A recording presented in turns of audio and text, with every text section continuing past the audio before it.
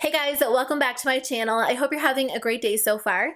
So today's video is going to be all about what's inside my travel makeup bag. I filmed a video like this, I think about 6 months ago, and I wanted to film an updated version for you guys because I feel like my go-to products, my travel essentials have changed a little bit, and I feel like these videos are really fun. So I hope you enjoy it. We're actually heading down to Orlando to spend a week with my family, and I am so excited. It's been a little while since I've seen some of my extended family, so we're just going to be able to spend time together and hang out, maybe go to Disney, and it's a lot warmer there than it is where I live, so I cannot wait to enjoy the warm weather. But I hope you guys enjoy this video. Make sure you let me know in the comments below all about your travel beauty essentials, or if you have any tips or tricks when it comes to packing makeup or hair care or skincare when it comes to traveling, because I would love to hear from you guys.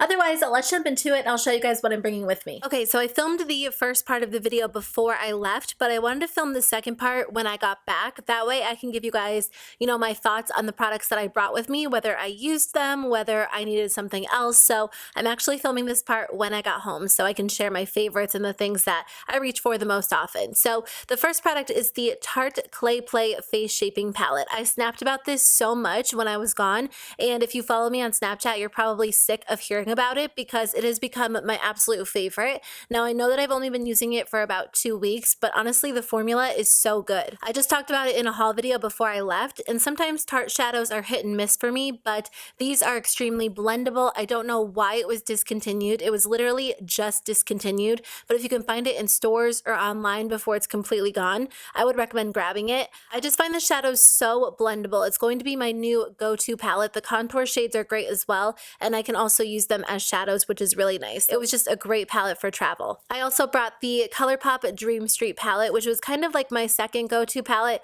I just think that this is a great warm toned eyeshadow palette, so whenever I wanted a really warm look, I reached for this one. The Tarte palette is a little bit more neutral, which is great for everyday wear, but I like this one because it has some pops of color, some warm shades, some cooler tone shades, so I just swatched a couple of my favorites for you. I did do a full review on this, which I'll link in the description box below. I also brought the ColourPop I Think I Love You palette. This one is also great for travel because it has mattes, it has metallics, and it has a good mix of warm tones and cool tones, but in general, it's a pretty neutral palette with like a few pops of color. If you're looking for a good travel palette that's really affordable, I think that this one would be great. I brought it with me on a trip last fall, and it was the only palette that I needed, so I am a big fan of this one for traveling as well. The palette that I didn't really reach for at all was the ColourPop Golden State of Mind palette. It is one of my favorites, but it's a little bit more of a high maintenance palette. There is a little bit of fallout, and you just have to work a little bit harder to make the shadows work for you, and I found that, while I was on vacation, I wasn't really in the mood to make my shadows. I didn't spend a ton of time on my eyeshadow looks, so I love this palette. I think it's beautiful. I just didn't reach for it a whole lot while I was traveling, and I don't think I would bring it with me again just because it's a little bit more of a high maintenance palette. So I brought the Smashbox Photo Finish Primer Water, which is just a great hydrating product. I like this when I travel because my skin can get a little bit dehydrated, so this is a great option. And then I also brought the Smashbox Photo Finish Primerizer, which was my only other face primer. It's just my favorite. It's super hydrating, and it works really well with all of the foundation options that I brought with me. So this one is definitely a great option. I wore the Urban Decay All Nighter the most, which is my go-to favorite foundation, but I like this because you can wear it on its own and you get a really nice full coverage look, or you can mix it with the Urban Decay Velvetizer, which is what I do when I want even more of a full coverage, flawless matte finish. So I did find myself using it on its own, but also in combination with the Urban Decay Velvetizer, which I also use to set my under eye concealers. So I used both of those pretty much every single day. I did bring my Hourglass foundation, which is my second favorite, but I didn't find myself reaching for it very often because I felt like my days were very long.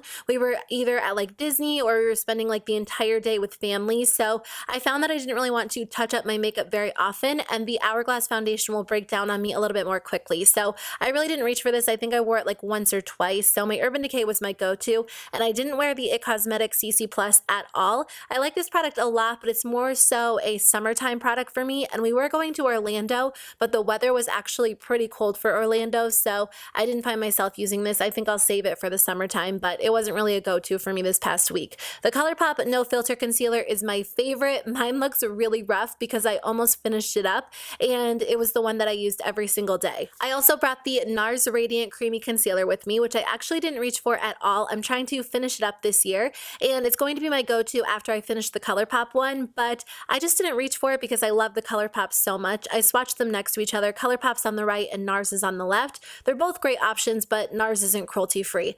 Then I have the NYX No Filter Powder, which is one of my go-tos. I actually found myself reaching for this one pretty often because while I like a full coverage foundation, sometimes it's nice to have a lighter powder on top, so I like this one in combination with the Urban Decay All Nighter, but I also love the Kat Von D Lock It Powder Foundation on days when I want a really full coverage look. I'll just use a damp beauty blender and put this on top of the Urban Decay foundation, and you get the most flawless full coverage finish that you could ever want. So both of those are great options. It just depended on what I was looking for that day. The BECCA Cosmetics bronzer in this shade Capri Coast has been my go-to bronzer lately, and I didn't really find myself wearing blush or highlight very often. I just really threw on like this bronzer and I was good to go because it just makes your skin look really warm. It doesn't have any shimmer in it, but it's not like a completely matte bronzer, like a completely flat bronzer. I would say it's a little bit more, has like a slight satin sheen, so it makes your skin look really beautiful. I did bring my Hourglass Ambient Lighting blushes because these make your skin look really natural and glowy and beautiful. So on the days when I wanted to wear blush, I was really glad that I had them. I think they're such a beautiful formula. I totally recommend trying them.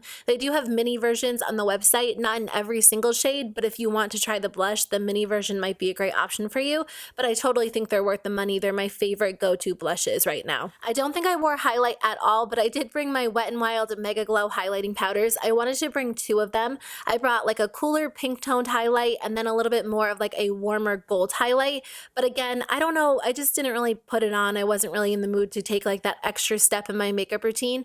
I felt like my makeup throughout the week was really simple. It was kind of like my go-to staples just because I was a little bit tired. I just wanted to relax, so I either didn't wear makeup or I wore a pretty simplified version of my go-to makeup routine. I brought a few mascaras with me. This is the one that I wore on my bottom lashes, and I like this one because it makes my lashes look a little bit longer, but it's a little bit more of a dry formula, so it stays in place really well, and sometimes I'll use it on my upper lashes, but my go-to mascara combination for the upper lashes is the Essence Lash Princess Volume Mascara as a base mascara because it really separates and lifts the lashes, and then the IT Cosmetics Superhero Mascara because it makes them really long and thick and voluminous and dramatic. So those are my two favorite, and I find myself reaching for them all the time. I love them. I think they stay in place really well. By the end of the day, they can flake off a little bit, but for the majority of the day, they hold up pretty well. I brought the ColourPop Cream Gel Liners, but I really only wore the nude one in Honey Dude. The other two are fun when you want like a pop of color on the waterline, but again, I just stuck to a pretty minimal makeup routine, so I wore the nude one a lot, and then I actually wore the Essence Make Me Brow Eyebrow Gel Mascara every single day. I was trying out the shade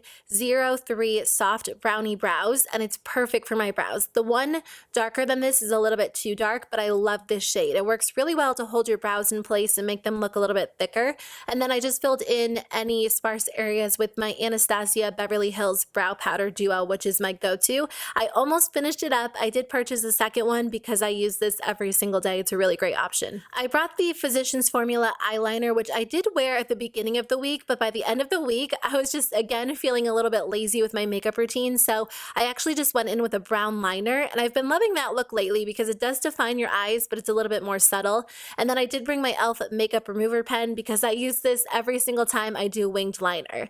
As for eyes, I also brought the Urban Decay Primer Potion just to obviously prime my eyes before eyeshadow. And then I brought a bunch of lip products, but I only wore one. I brought the Stay All Day liquid lipsticks, but I didn't wear them at all. I just wanted something a little bit more comfortable. I just felt like I didn't need something super long wearing this past week. And then I also brought the ColourPop Lippy Pencils, which I think I forgot I brought these, or I probably would have worn them, but these are just my go-to lip liners. And then I brought ColourPop's Aquarius, which is really beautiful, but again, I think I forgot about this one because the only lip product that I wore was BUXOM's Dolly, which is my favorite lip gloss. It's just really easy to wear, and it's kind of a nice comfortable color. It goes really well with whatever makeup look I'm wearing, so this was my go-to. If I had to repack my makeup bag, I'd probably throw in a few more lip glosses just because they're easy to wear. So that's everything I brought inside my makeup bag. I would probably take out a few of the eyeshadow palettes, a few of the lip products, maybe some foundation products, but in general, I didn't find that I was missing anything. On top, I just had my moisturizer, which I'm not completely sure on the cruelty-free status of this product. I just had a sample.